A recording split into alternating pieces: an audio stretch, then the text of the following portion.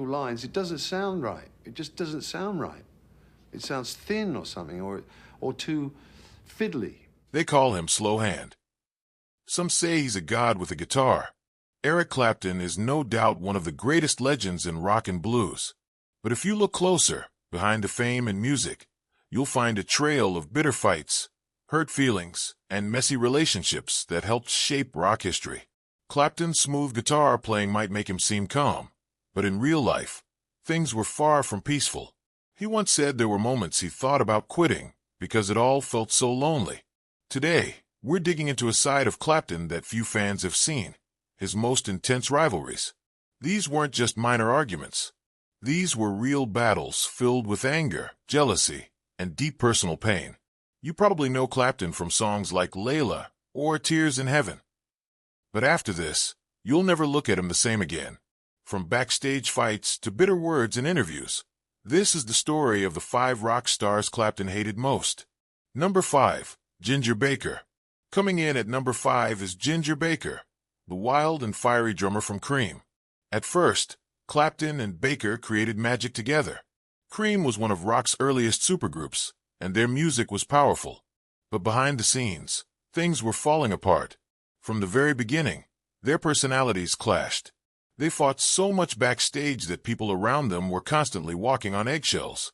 One time, Clapton even told a roadie, "Either he goes, or I go." They couldn't even be in the same room. Clapton thought Ginger was unstable, and Ginger believed Clapton was selling out to be more commercial. Things got so bad that during their farewell tour in 1968, they barely looked at each other on stage. In the studio, they refused to record at the same time. Even though they made legendary music together, their relationship was full of hate. Ginger once said Clapton was scared of him, and Clapton refused to work with him again for years, only giving in for one brief reunion in 2005. Their story proves that great music can come from terrible relationships. Number 4, Frank Zappa. At number 4 is a feud that went way beyond personality. It was a war of musical beliefs. Eric Clapton versus Frank Zappa. These two weren't just different artists. They were completely opposite minds. Zappa was wild, experimental, and unpredictable. He mixed rock with jazz, classical, even comedy. He loved breaking the rules. Clapton, on the other hand, he believed in sticking to emotion, tradition, and feel. Zappa didn't care for Clapton's style, and he wasn't shy about saying it.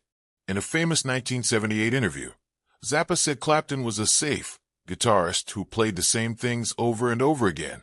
He called Clapton's work boring and said there was no danger in it. For Zappa, that was the ultimate insult. Clapton, furious, didn't respond in public, but he used music journalists to fire back. He told them Zappa didn't even understand real music, and that his noisy experiments were just a way to cover up bad playing. Their feud reached a boiling point in 1969 at the Love and Peace Festival. Both were performing, and Zappa arranged for his band to go on right before Clapton's. According to crew members, Zappa smirked and said, "Let's see him follow that." His set was chaotic, weird, and full of sounds nobody expected. Then Clapton came on with his classic blues style, and suddenly, it felt like two different worlds clashing on the same stage. After that, Zappa kept poking fun at Clapton. In interviews, he joked about Clapton's solos, saying they were just predictable pentatonic exercises. Clapton didn't take it lightly. He said Zappa's music was unlistenable and called him a fake intellectual behind closed doors. But this rivalry wasn't just personal. It stood for something bigger. It was about the future of rock music. Zappa wanted to move forward and break rules. Clapton wanted to honor the past and protect the soul of the blues. Their battle became symbolic of a wider debate in music. Should artists innovate at all costs, or should they preserve what works? Even after Zappa died in 1993, Clapton refused to say anything public. No tribute, no kind words, nothing. People close to him said he still didn't want to pretend to respect someone he never liked or understood. In the end, the silence said more than words ever could. Number 3, Keith Richards. In the number 3 spot is a rivalry soaked in drama, betrayal, and decades of bitterness. Eric Clapton versus Keith Richards of the Rolling Stones. This feud was personal. It wasn't just about music. It was about broken friendships, stolen love, and clashing egos. The trouble started with a woman, Pattie Boyd, the wife of George Harrison, who was one of Clapton's closest friends. Clapton fell deeply in love with her and ended up taking her from Harrison. It rocked the music world. Richards, who had always looked out for Harrison, was furious. He called Clapton's move snake-like and said it showed the world what kind of man Clapton really was. From that moment on, Clapton and Richards were no longer friendly. They were enemies. But the drama didn't end there. Clapton never respected Richards' guitar style. He thought it was sloppy and messy, even calling it lazy behind his back. Richards fired back in interviews, saying Clapton's playing was dull and that he only knew one mood, sad blues. The two traded insults like punches in a bar fight. Their battles got even nastier in the 1970s, when both men were fighting addiction. Richards accused Clapton of using heroin as a shield, hiding from the world. Clapton, in return, mocked Richards for never growing as a guitarist. He once said, "Keith's been playing the same 5 riffs for 20 years. It got so bad that they wouldn't even appear on the same projects.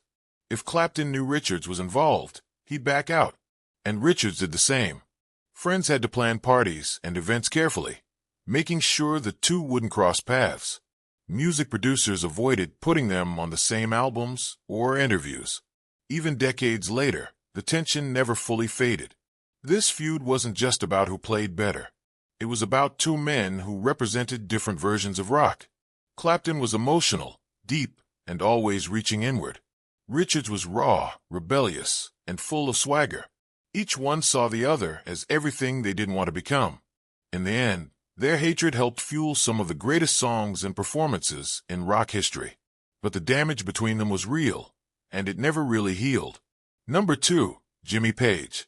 At number 2, we dive into one of the most intense guitar rivalries of all time, Eric Clapton versus Jimmy Page. This wasn't just two musicians trying to outplay each other. It was a battle for the soul of British rock, and for who would wear the crown as the country's greatest guitarist. Back in the 1960s, both Clapton and Page were studio musicians in London. Clapton had already earned respect for his deep blues sound, but Page had a different approach. He was constantly experimenting in the studio, using new sounds, strange tunings, and wild techniques that made people pay attention. He once said Clapton was too safe, stuck in blues patterns and afraid to explore. That stung. Then came Led Zeppelin. When Page started the band, it exploded onto the scene. Their sound was bold, loud, and epic, totally different from Clapton's smoother, traditional blues. Clapton, who was with Cream at the time, started feeling the pressure. Music journalists couldn't stop comparing the two. One sound guy in the studio recalled Clapton grumbling after a Page solo. "Let's see him play that live." The jealousy was real. Their performances said it all. Page brought wild energy and mystery to the stage. He wore flashy outfits and played with a violin bow. Clapton kept things grounded, dressed down, and focused on raw emotion. Fans loved both styles, but as Led Zeppelin soared in popularity, Clapton started feeling overshadowed. There was also tension over the Yardbirds. Clapton had played with the band, but left early. Page joined later and helped turn it into something huge. Clapton reportedly never got over it. Friends said he avoided interviews or magazines that praised Page. He didn't want to read anything that reminded him he'd been left behind. As the years went on, Page's name became bigger and bolder in the world of rock. Led Zeppelin changed the game. Clapton kept doing his thing, but inside, it bothered him. Even decades later, he made subtle jabs at Page's playing style in interviews. Meanwhile, Page said Clapton was stuck in the past. Their rivalry wasn't just about who played faster or better. It was about two different ideas of what rock and roll should be. Number 1, Jimi Hendrix. And now, the number 1 feud, Eric Clapton versus Jimi Hendrix. This wasn't just a musical competition. This was a personal earthquake that shook Clapton to his core. In 1966, Clapton was already a superstar in Britain. Fans painted graffiti calling him God. He was the top of the rock guitar world, until a young American named Jimi Hendrix landed in London. Hendrix walked on stage with his wild clothes, upside-down guitar, and firecracker energy. Clapton went to his first show and left in shock. Witnesses said his face turned white. He reportedly whispered, "It's over. I'm finished." Soon after, the two guitarists jammed together in a small London club. But Clapton didn't expect what happened. Hendrix pulled off sounds no one had heard before. He bent notes, used feedback, and played behind his head. Clapton was floored. Later, he admitted, "You never told me he was that bloody good." That night, a legend had been dethroned. From that point on, Clapton avoided Hendrix whenever he could. He skipped shows. He changed the radio when Hendrix came on. But behind closed doors, he studied everything Hendrix did, trying to understand it, maybe even copy it. Publicly, he made it sound like he didn't respect Hendrix's style. Privately, he obsessed over it. Clapton once said that Hendrix ruined guitar for everyone else because he made the impossible look easy. No one could follow what Hendrix had done. The game had changed, and Clapton knew it. When Hendrix died in 1970, the rock world mourned. But Clapton stayed quiet. He didn't give any interviews. Later, he admitted something that shocked fans. He felt relieved. That moment revealed everything. Clapton's hatred wasn't simple. It was built on fear, jealousy, and deep respect he couldn't fully express. Hendrix wasn't just another guitarist. He was the one who shook Clapton's confidence and changed the course of his career. So there it is, the 5 rock stars Eric Clapton reportedly couldn't stand. But these feuds weren't about petty name-calling. They were full-blown emotional battles that left scars and shaped careers. Clapton's story is not just about music. It's about ego, pride, fear, and the pressure of staying on top in a world where someone better could walk in at any moment. From Ginger Baker's backstage fights to Frank Zappa's sharp-tongued interviews, from Keith Richards' personal jabs to Jimmy Page's rising fame, and finally, the crushing blow delivered by Jimi Hendrix. These rivalries weren't just drama. They were turning points. But here's what makes it all so fascinating. Even though these fights were ugly, they made Clapton better. The tension pushed him to keep evolving, keep creating, and keep proving himself. His best work often came after his worst moments. That's what makes him legendary. These stories remind us that even music icons are human. They feel insecure. They get jealous. They hold grudges. And sometimes their greatest inspiration comes from the people they can't stand. Which feud shocked you the most? Was it the love triangle with Richards? The creative war with Zappa? Or the quiet, painful rivalry with Hendrix? Tell us in the comments below.